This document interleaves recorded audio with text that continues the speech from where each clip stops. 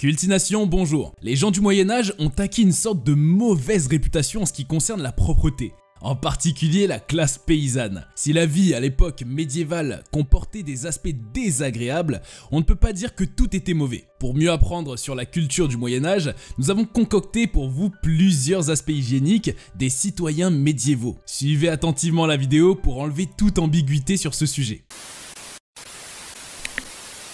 Un bain par an. C'est vrai, le Moyen-Âge était une époque où les gens ne se baignaient pas aussi souvent que maintenant. Mais ne vous inquiétez pas. Cela ne signifie pas qu'ils ne se lavaient pas. Les histoires de personnes qui ne se baignaient pas au Moyen-Âge sont fascinantes, car elles révèlent que tout le monde n'était pas obsédé par la propreté et la santé. En fait, certaines pratiques culturelles de cette époque semblent plutôt arriérées par rapport aux normes actuelles. Par exemple, on raconte que si Fintan de Clonenagh, un moine irlandais, ne prenait qu'un seul bain par an, et ceci pendant 20 ans. Il nettoyait son corps à la veille de Pâques pour célébrer la résurrection de Jésus-Christ. Cette pratique est même mentionnée dans sa biographie. Pendant ce temps, les premiers auteurs anglais du Moyen-Âge pensaient que les Vikings étaient trop préoccupés par la propreté puisqu'ils prenaient des bains une fois par semaine. Il semble que ces gens avaient des idées très différentes sur ce que signifiait être en bonne santé et en vie. Et si certaines de ces pratiques peuvent sembler étranges aujourd'hui, d'autres pourraient avoir été la clé de leur survie face aux maladies et aux famines de cette époque. En fait, les médiévaux adoraient les bains et peuvent à bien des égards être considérés comme une culture du bain, à l'instar du Japon aujourd'hui. Les médiévaux accordaient également une grande importance à la propreté, d'une manière presque religieuse. Cela ne veut pas dire que la propreté était aussi facile pour les médiévaux que pour nous aujourd'hui. On le sait tous, 85% de la population médiévale était composée de paysans, donc la plupart vivaient des travaux champêtres tout le temps. Ils travaillaient très dur en effectuant des travaux manuels dans les champs. Comment pouvaient-ils rester propres? Pas le temps de profiter d'une douche. Pour eux, il suffisait généralement de remplir une aiguière avec de l'eau, de la chauffer et de la verser dans un grand bassin qui permettait de frotter plus facilement. Dans de nombreuses cultures médiévales, les bains publics étaient monnaie courante. Les Romains étaient particulièrement connus pour leurs bains publics. Au printemps et en été, on pouvait voir des prolétaires se baigner dans les ruisseaux et les rivières par temps chaud. À l'époque, cela n'était pas considéré comme indécent ou étrange. L'eau était rare. Et le processus de chauffage d'un bain prenait du temps et était coûteux. Il était donc courant de partager l'eau du bain entre plusieurs personnes pour moins gaspiller. Cependant, les gens restent des humains, après tout. Le bain public a donc été associé à la sensualité. En effet, il est jugé immoral par la chrétienté qui lie la nudité au péché originel. Les bains antiques sont dénoncés comme des lieux de débauche au début de l'ère médiévale. Au Japon, la tradition des bains publics dans les sources thermales se perpétue encore aujourd'hui. Cependant, les hommes sont séparés des femmes. L'hygiène buccale. Lorsque nous pensons à l'époque médiévale, nous imaginons des paysans avec des dents pourries et manquantes.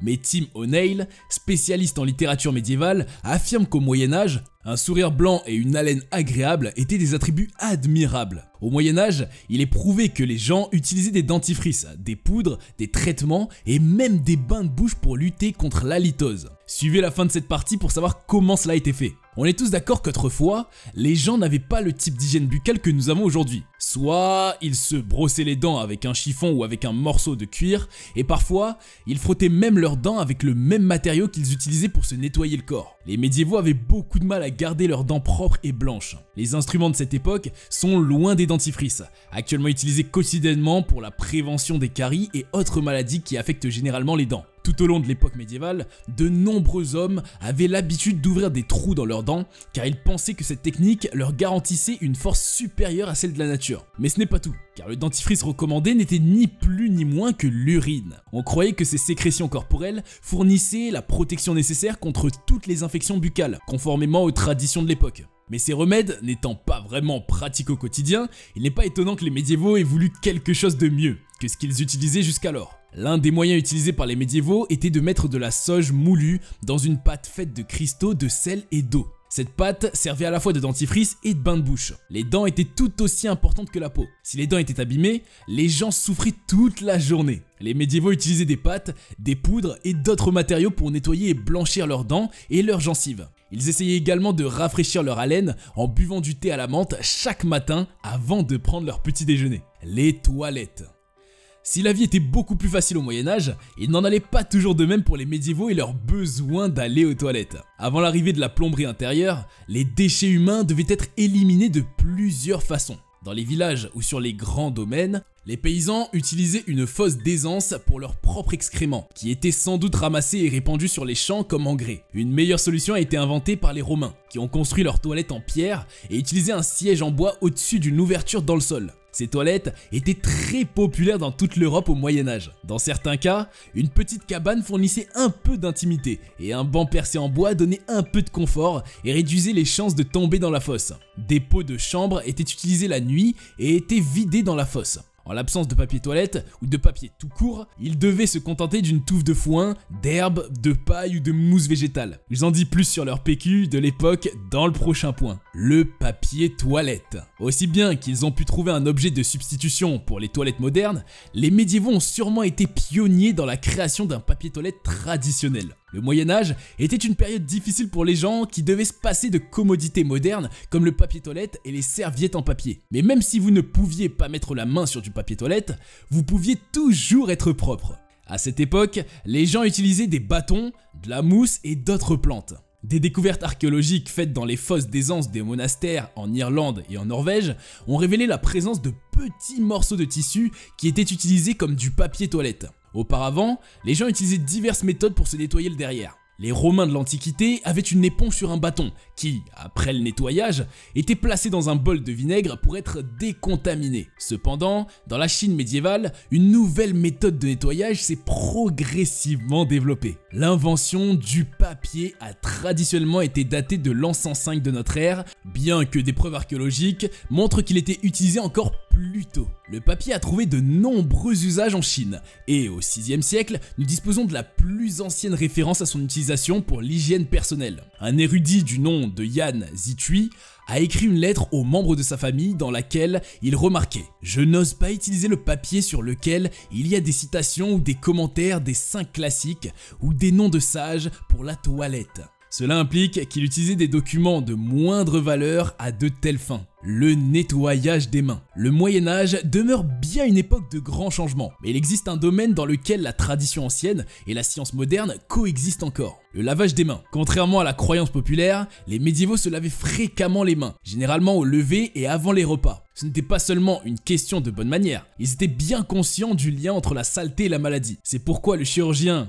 du XIVe siècle, John of Ardern, exigeait des futurs apprentis qu'ils aient des mains propres et des ongles bien formés, débarrassés de toute trace de noirceur et de saleté. Le lavage des mains était important, car il permettait d'éliminer à la fois la saleté extérieure et les excrétions corporelles novices. En fait, on pense que le concept actuel d'hygiène, la pratique consistant à se maintenir propre, est né à cette époque. Les gens utilisaient de l'urine pour faire leur lessive. Il est facile de regarder le passé et de se demander comment on faisait les choses à l'époque, mais on ne pense pas que nous ayons encore toutes les réponses. Lorsque les gens lavaient leur linge à l'époque médiévale, ils se souciaient beaucoup plus d'éliminer la saleté, la graisse et les taches. Il n'était pas question de faire en sorte que les vêtements sentent la rose ou d'utiliser un adoucissant. De nombreuses personnes passaient des jours ou des semaines sans laver leurs vêtements, ou les rincer simplement dans les lacs et les rivières. Mais les membres de la classe supérieure pouvaient se permettre d'engager les services d'une blanchisseuse pour donner à leurs vêtements un nettoyage plus profond. Les médiévaux étaient économes et pratiques. Ils n'avaient pas de temps ni d'argent à gaspiller dans des assouplissants ou des feuilles de séchage de luxe. Ils utilisaient plutôt un mélange de cendres blanches et d'urine pour nettoyer leur linge. Tout comme aujourd'hui, les médiévaux n'avaient pas toujours accès à ces détergents. Ils utilisaient donc pour la lessive un mélange de cendres blanches et d'urine pour enlever les taches sur leurs vêtements. L'urine agissait également comme un agent de blanchiment, éliminant les taches et rendant le tissu jauni à nouveau blanc. Certains chercheurs pensent que cela s'explique par le fait que les gens étaient extrêmement pauvres à cette époque, en particulier les femmes qui devaient laver leurs vêtements à la main dans les rivières et les lacs. Mais certains documents indiquent qu'il existait une distinction de classe entre les pauvres qui lavaient leurs vêtements à la lessive et les riches qui engageaient des domestiques pour le faire à leur place. Les femmes avaient des coiffures complexes. Au Moyen-Âge, les femmes ne se coupaient pas souvent les cheveux. Elles portaient leurs cheveux relevés en tresse et en chignon, parce que c'était plus facile pour elles de travailler. Les femmes de la classe inférieure portaient généralement leurs cheveux en tresse et en chignon, car c'était plus facile pour elles de travailler. Les femmes de la classe supérieure coiffaient leurs cheveux selon un procédé plus complexe. De nombreuses femmes utilisaient des rubans et des fils métalliques pour maintenir leurs tresses et leurs chignons en forme. Des fleurs étaient également utilisées dans leurs cheveux pour les occasions spéciales. Plus tôt dans cette liste, nous avons mentionné que les femmes ne se lavaient les cheveux que le samedi. Nous comprenons maintenant pourquoi. Le samedi, elle pouvait prendre tout le temps nécessaire pour réaliser ses coiffures étonnantes. En Allemagne, les hommes portaient aussi généralement les cheveux longs, mais ils les attachaient en chignon sur le dessus de la tête et les cachaient parfois sous un chapeau fantaisie. Se raser la tête était une forme d'humilité. Si vous souhaitez couper vos cheveux courts, mais que vous ne voulez pas vous raser ou changer radicalement de style, il existe de nombreuses autres options. L'une d'elles consiste à se raser la tête. C'est un look populaire pour les hommes qui perdent naturellement leurs cheveux et veulent les garder courts. Certains hommes préfèrent également avoir le crâne chauve tout en gardant leur barbe, car cela leur donne un air dur. Mais à l'époque médiévale, les cheveux étaient considérés comme un symbole de pouvoir. Les hommes royaux ne se coupaient jamais les cheveux, donc plus les mèches étaient longues, plus vous étiez censé être puissant. Donc en étant un homme, si vous rasiez vos cheveux, c'était un énorme signe d'humilité. Les moines se rasaient la tête, ne laissant qu'une étroite bande de cheveux. D'autres fois, seul le milieu de la tête était rasé, et le reste était laissé tel quel. Une autre option consiste à laisser pousser sa barbe, mais pas trop longtemps.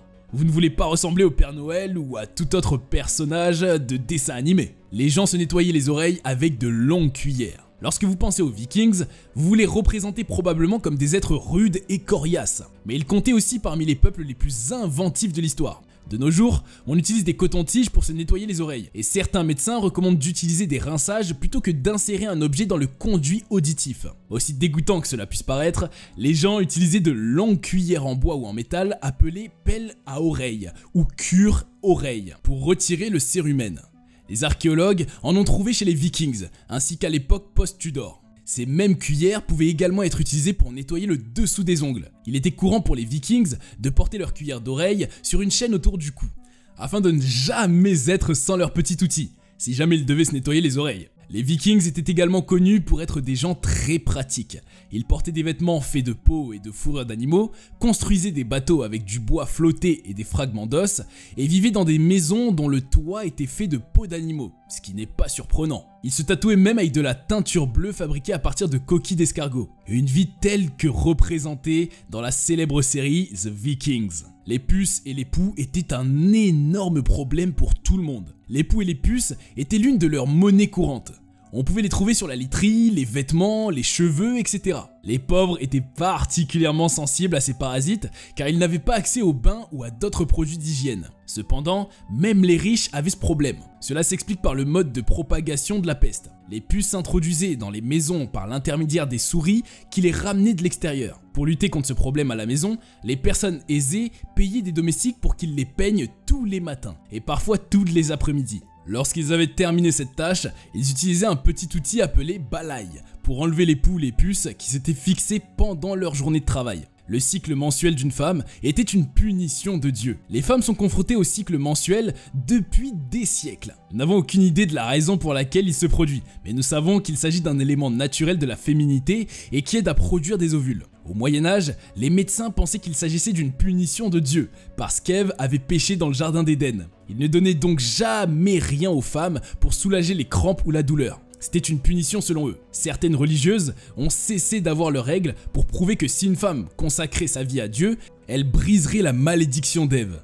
En réalité, les saintes femmes recevaient une alimentation si pauvre qu'elles étaient souvent mal nourries et leur cycle menstruel s'arrêtait. Les femmes portaient réellement du parfum. Les croisés ont découvert des parfums dans des pays lointains et ont ramené des échantillons pour leurs dames en Angleterre. Après avoir découvert cette formule étrangère, les femmes médiévales ont commencé à fabriquer des huiles à base de rose et de lavande. Le musc était très cher, car il fallait l'importer. De nombreux parfums n'étaient donc accessibles qu'à la classe supérieure. Mais cela ne signifie pas que le parfum était réservé aux riches. Les médiévaux utilisaient leur sens naturel pour sentir ce dont ils avaient besoin et modifier leurs produits en conséquence. Ce qui signifie que vous pouvez faire de même aujourd'hui. En fait, hormis quelques cas malheureux de peste bubonique, les médiévaux vivaient en assez bonne santé. Ils ne se lavaient pas après être allés aux toilettes parce qu'ils pensaient que c'était tabou, et non parce qu'il n'y avait ni eau ni savon. Cela s'explique par le fait que le Moyen-Âge avait une conception de la propreté très différente de celle que nous avons aujourd'hui. Ils pensaient que la propreté ne pouvait être obtenue que par des rituels de purification comme la prière,